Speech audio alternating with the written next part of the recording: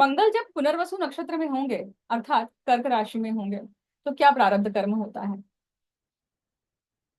पुनर्वसु नक्षत्र अर्थात पुनर्वसन, मतलब वापस से प्रस्थापित होना, रेपिटेशन होना, राइट, या किसी न किसी चीज की पुनरावृत्ति होना।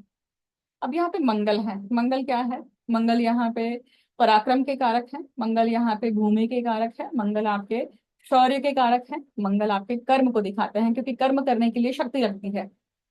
अब मंगल यहाँ पे पुनर्वसु नक्षत्र में है, तो किस किस प्रकार के प्रारब्ध व्यक्ति के जीवन में उद्भव हो सकते हैं जो उसने गत जन्म में किया है? कौन सा प्रारब्ध आपके सामने खड़ा हो जाएगा जिसको आपको पूरी तरह से या तो कंप्लीट करना है या फिर उस चीज का भोग भोगना है?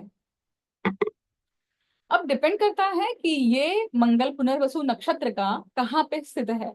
लाभ में स्थित है, मतलब किस किस प्रकार के लाभ का पुनरावर्तन आप करने वाले हैं, किस चीज, कौन सा लाभ आपको बार बार चाहिए था हर जन्म में, ये दिखाई देता है। वही अगर ये द्वितीय भाव में है, तो किस प्रकार का कुटुंब, कौन कुटुंब में आपने ऐसी कौन सी वाणी या इस कौन से वाणी से कर्म किया है, किस चीज का पुनरावर्तन किया है जिसके कारण मंगल आप दूसरे भाव में लेकर आए हैं। धन को लेकर आपने क्या किया है, धन को लेकर आपने क्या गलत कर्म किया हुआ है, क्यों? क्योंकि यहाँ पे मंगल नीच के है, याद रखिएगा, और मंगल पुनर्वसु नक्षत्र में है, मतलब उस चीज की पुनरावृत्ति इस जीवन में, मतलब हिस्ट्री रिपीट इटसेल्फ, ये होने वाला है। वही अगर अष्टम भाव में है, तो अष्टम भाव में मंगल अग्नि को दिखाते हैं, खास करके चिता अग्नि को दिखाते हैं, परंतु ये कर्क राशि का मंगल है, मतलब ये भूमि से संबंधित भी होगी और तंत्र से संबंधित भी होगी और ये मारण विद्या से संबंधित भी हो सकती है। क्योंकि कर्क राशि में मंगल और अष्टम भाव में होंगे, तो अष्टम भाव में जब कोई भी क्रूर क्रूर ग्रह आता है, तो किस प्रकार का कर्म, किस प्रकार की गुप्त बुद्धि उसने यूज करी है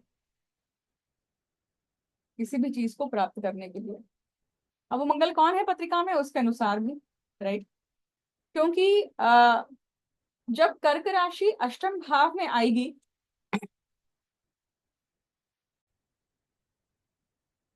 तो मंगल यहाँ पे पंचम भाव के स्वामी हो जाते हैं और व्यय भाव के स्वामी होते हैं, राइट। क्योंकि अष्टम में बैठे हैं, तो पंचम भाव और अष्टम भाव किस चीज से संबंधित है?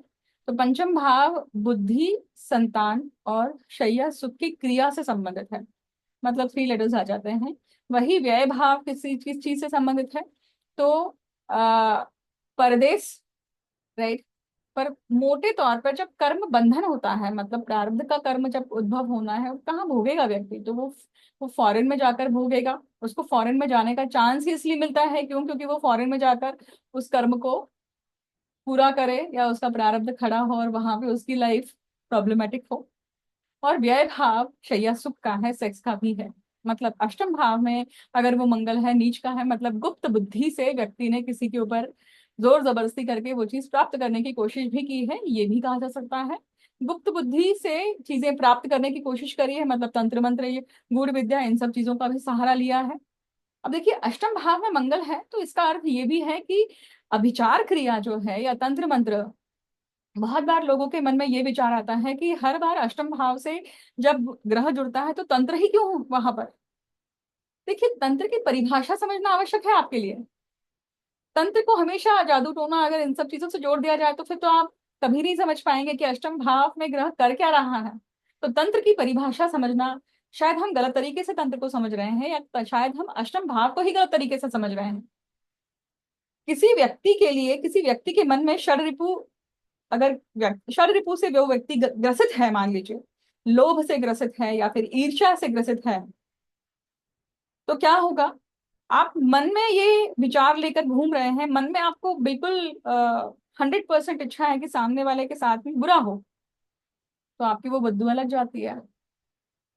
अगर वही दूसरा तरीका ले कि आपके साथ में बहुत बुरा किसी ने किया और आप चाहते हैं कि उस व्यक्ति के साथ में उसको भी दंड मिले, उसके साथ भी बुरा हो, तो वो बद्दुआ लग जाती है, वो कर्स लग जाती है, वो हाय लग जाती है।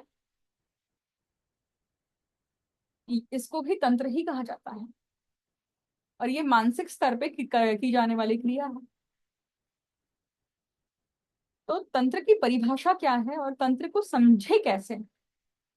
शायद हो सकता है कि इस यहाँ से इस एबीसीडी से शुरुआत करने की जरूरत है, अगर हमें अष्टम भाव, गुप्त विद्या, गुप्त बुद्धि या तंत्र मंत्र, गूढ़ विद्या, ज्योतिष ऐसे विषयों को अगर समझना है तो ये है क्या, हमारा मूल बेस ही हमें टटोल कर देखना पड़ेगा। ठीक है। हम यहाँ पे बात कर रहे थे कि मंगल पुनर्वसु नक्षत्र में किस प्रकार से परिणाम या उसका क्या प्रारब्ध कर्म है।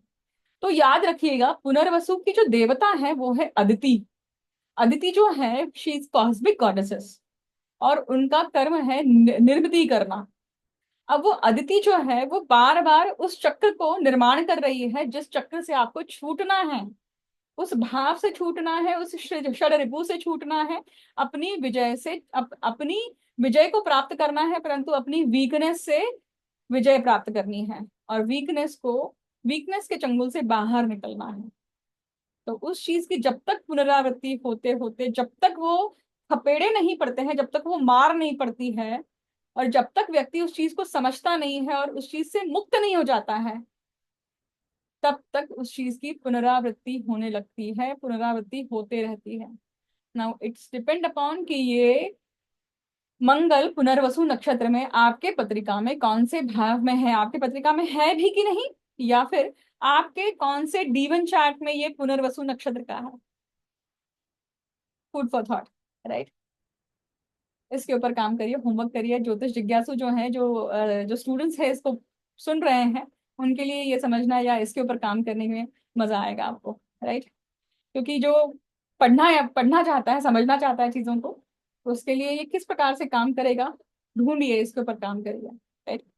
ऐसे ही आपसे अगले किसी ऐसे ही रोचक विषय को लेकर आपसे वापस से मुलाकात करूंगी। मुझे अंत तक सुनने के लिए बहुत बहुत धन्यवाद। अगर आपको वीडियो पसंद आता है तो लाइक शेयर सब्सक्राइब कीजिए। आपके आस पड़ोस में, आपके फैमिली मेंबर्स में जिसके भी पत्रिका में ये योग है, और इस योग नहीं, मंगल पुनर्वसु नक्षत्र का अगर है, आप जानते होंगे अगर, तो जो जो ज्योतिष में है या ज्योतिष की थोड़ी समझ रखते हैं, और जो ये समझते हैं कि भाई मंगल कौन से नक्षत्र में है, मंगल कौन है और मंगल कहाँ है, ये समझते हैं, उनके लिए है ये बात। तो इस प्रारब्ध को पूर्ण करने के लिए कैसे, क्या क्या तैयारी करनी चाहिए, कैसे आप छूट सकते हैं, ये पत्रिका से देखा जा सकता है और उसके ऊपर काम किया जा सकता है। और स्वकर्म से भी इंसान अपने प्रारब्ध के कर्मों से मुक्त हो सकता है, प्रारब्ध को पूर्ण कर सकता है। ठीक है। Thank you so much. हर हर महादेव, जय माता।